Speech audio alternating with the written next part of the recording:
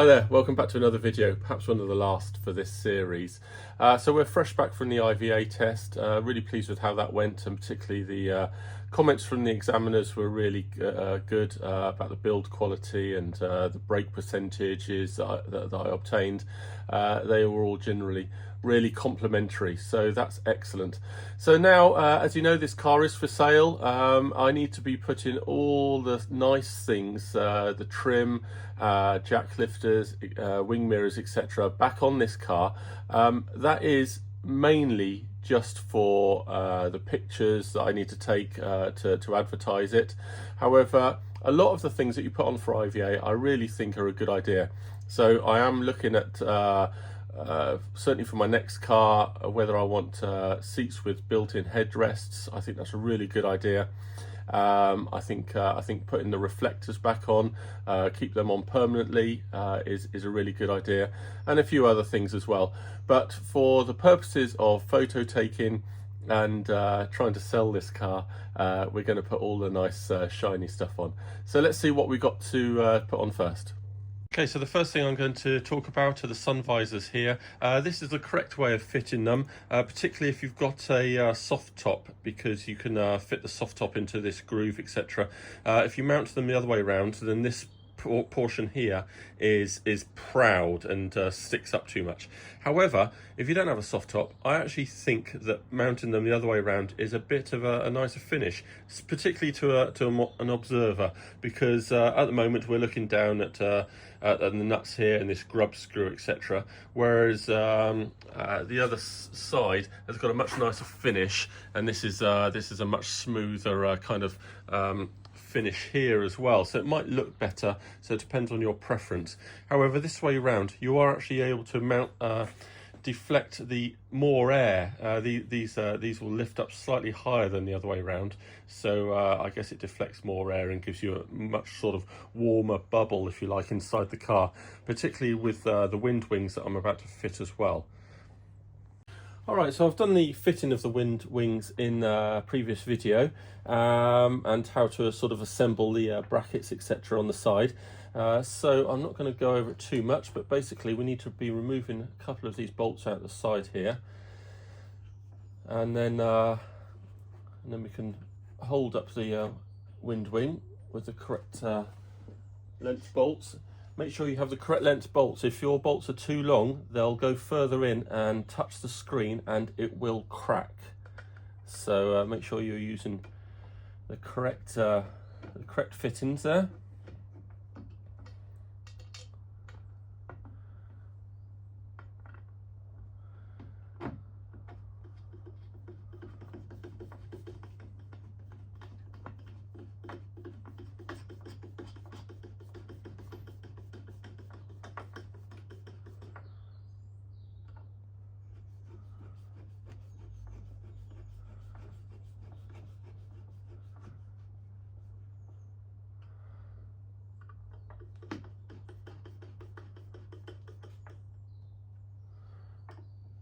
There we go, all having quite a good time there, very nice.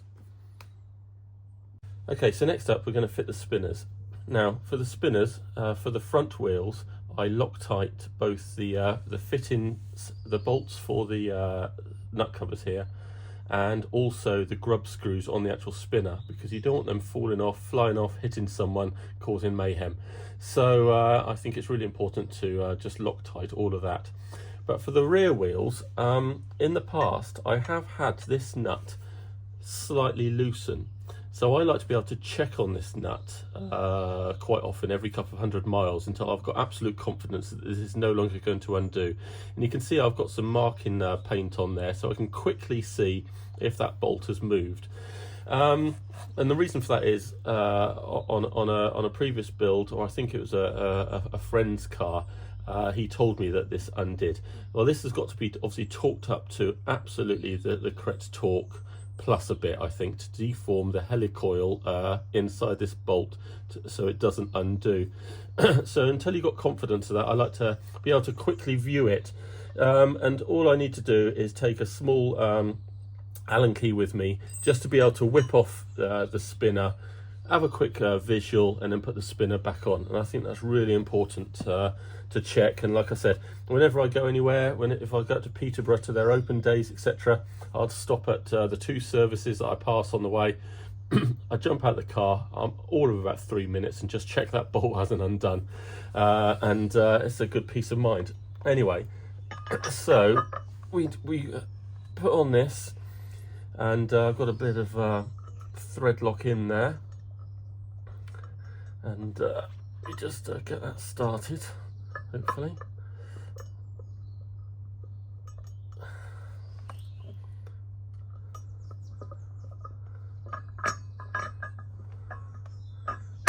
Oh my gosh, why am I not having a good time there?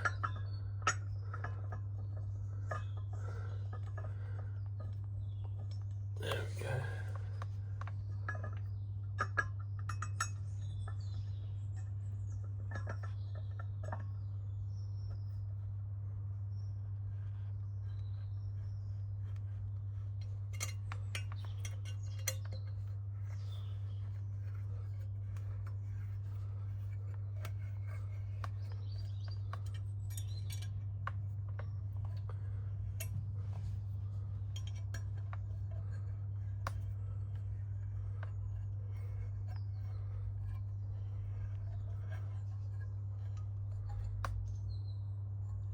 There we go, that's all pretty good.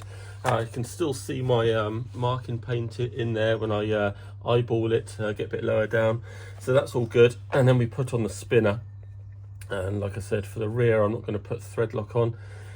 So I don't know how, if there's a good way of putting these on particularly, or a good orientation. All I do know is you need to do the grub screws up evenly either side, so they're both digging in there an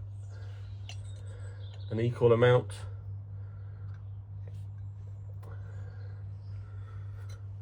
And one isn't further than the other and actually going to fall out, go all the way through and fall out or anything. But there we go, instant transformation there. I think that's fantastic. All right, so we're going to talk about jack lifters now. Now, hopefully you're able to remove these without too much adjustment, and you'll be able to just fit them back in really easily. So I can see here that my nylocks are some way wound up in.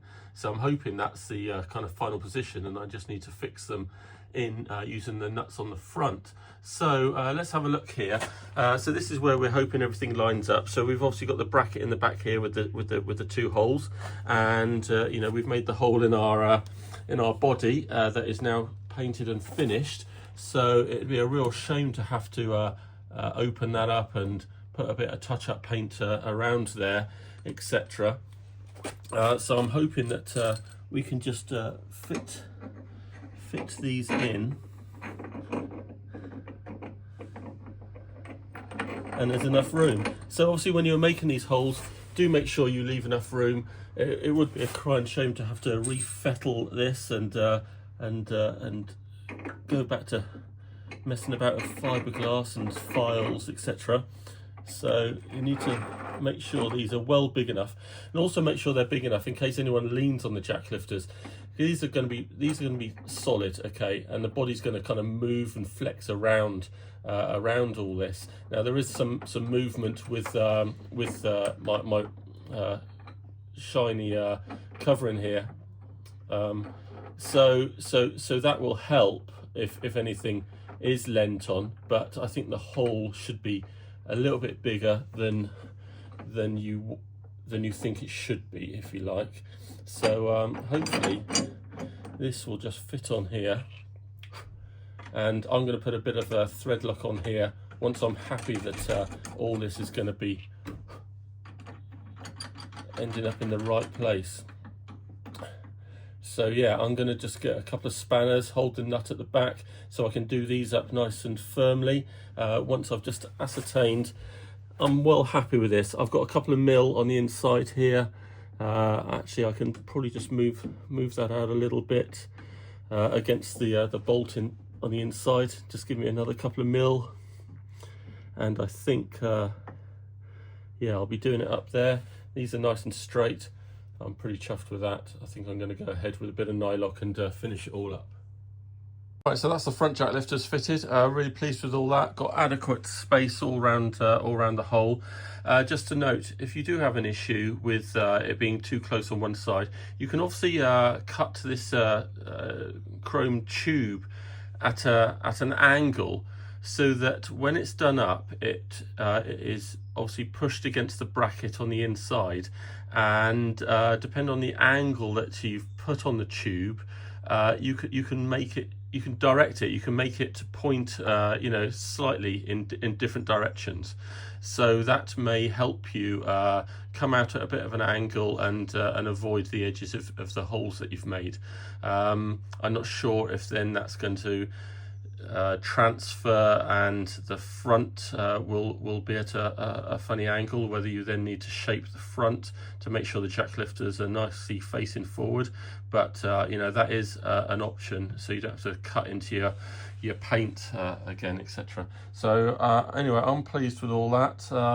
You know, my holes might be a fraction small. I mean, you know, it's bloody neat, and I've got millimeters all the way around, so I am quite pleased in case there was a knock and you know, it's not going to hit my paint work.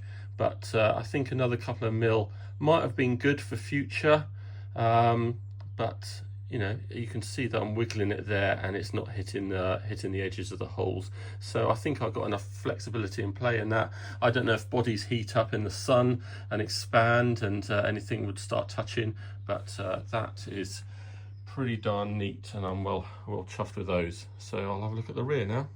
All right, so we squared away the reversing light here, nice and neat, taking off the IVA option. It does mean I'm going to have to get a number plate made up that's fractionally smaller.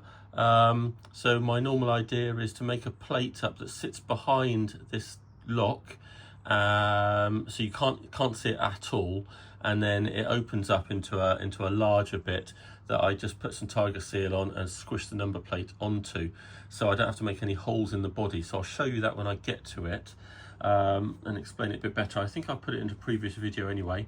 But anyway, we're onto the seats now. So these seats have got runners on them, which I did not enjoy fitting, and we are now in the process of fitting them into the car. So I've got the carpet in here. Obviously it'll be hoovered beforehand, but first we need to make the holes. So unfortunately, end up with a few holes. The holes from the temporary seats and the holes for these runners are now in here, and the idea is I'm going to use a soldering iron to melt through the carpet, which makes a really nice circle, sort of cauterized, so it doesn't all start threading away. So yeah, I'm going to very carefully make sure I know where I'm making the hole and melt through. And then what I'm going to do before I actually finally fit the seat, I'm going to put tiger seal heavily all around on the inside of these holes and the previous holes. I'm going to squidge as much as I can with a narrow nozzle all in between this fiberglass body and the metal sort of trays underneath, and then we're going to put the seats in and do it all up, do all the nuts up, and it'll squidge out and hopefully kind of waterproof these holes. It's all going to squidge out the bottom, and I'll just tidy that up a little bit, and hopefully that'll make a nice seal and it won't all start filling up with water when we're driving in the rain. So that's what I'm going to do next. Well, finally, the seats are in. A real pain in the neck with seat runners, I must say. Did not enjoy that one bit. Probably mainly because of the type of seat runners they were. But we got there, and I must say the interior is looking terrific. Absolutely stunning. Speakers in the doors. You know, with the addition of a wooden steering wheel, I think we will be there. So we've got all the wind wings and the visors and both mirrors on, and that's pretty much a completed car. In fact, I'm struggling to know what else I need to do, apart from give it a bit of a wash down after our trip to the IVA centre in the heavy mist. We are looking stunning. So I do have to do number plate brackets, so front and back number plate brackets, and I'll show you what I do. So we do minimal drilling into the bodywork.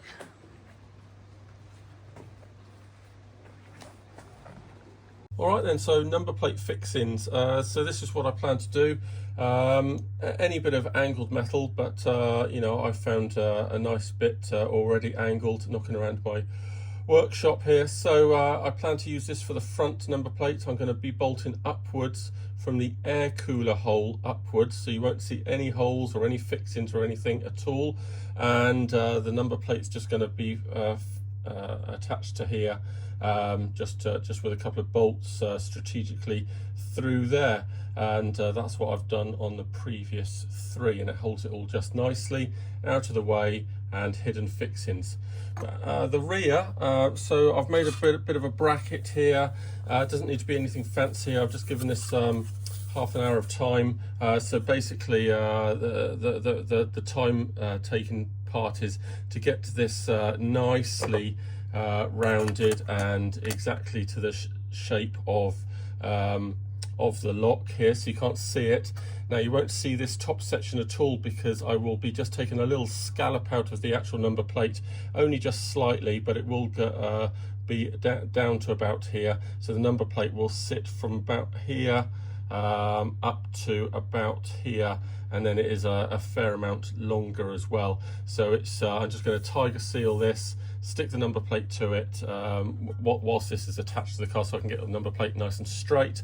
And that is a nice sort of hidden fixing. And just to save the paintwork, the rubber grommet you get with this boot lock, I put on the back here, and then that will keep the metal, even though I've just been filing it all down and getting rid of all the burrs and everything else. So I will put this on the back much more neatly than I am doing now, and that makes a little sandwich there and will keep the bracket away from the paintwork. In actual fact, I find the bracket just slightly, because of the shape of the boot, the bracket slightly leans forward, so I do put a little slight crease in there, or just flex it back ever so slightly, sort of across here, just ever so slightly, and that keeps the number plate back up, and you know, the boot light can then nicely shine onto the number plates, no problems at all. So let me put this in and then you'll see better how it's all fitting. So there we go, all in place there. So you can't or you will not see that bottom fixing at all from about there upwards, because of the number plate when it's all fitted. Doesn't need to be too accurate or too even, but there you go, nicely just slightly pushed back against the paintwork. But I think on previous ones, by the time the number plate's fitted on about here, I put a little bit of foam just behind the number plate, just in case it's flapping around in the extreme speeds we're going to be doing, and just to keep it away and just to stop wear, etc. But for now, it's just up against the paintwork there, ready to be tiger sealed on. And there you have it. So the front number plate's all nicely secured there, and we'll have a look at the back. So basically just tiger sealed onto that plate that I made, that's nicely secured behind the boot lock. So pretty pleased with all that. Just taking a little scallop out the bottom there and a tiny little bit out the top, just to be able to push that back a little bit, and that all illuminates nicely and is all rather nice. So I think it's about time that we go for a drive.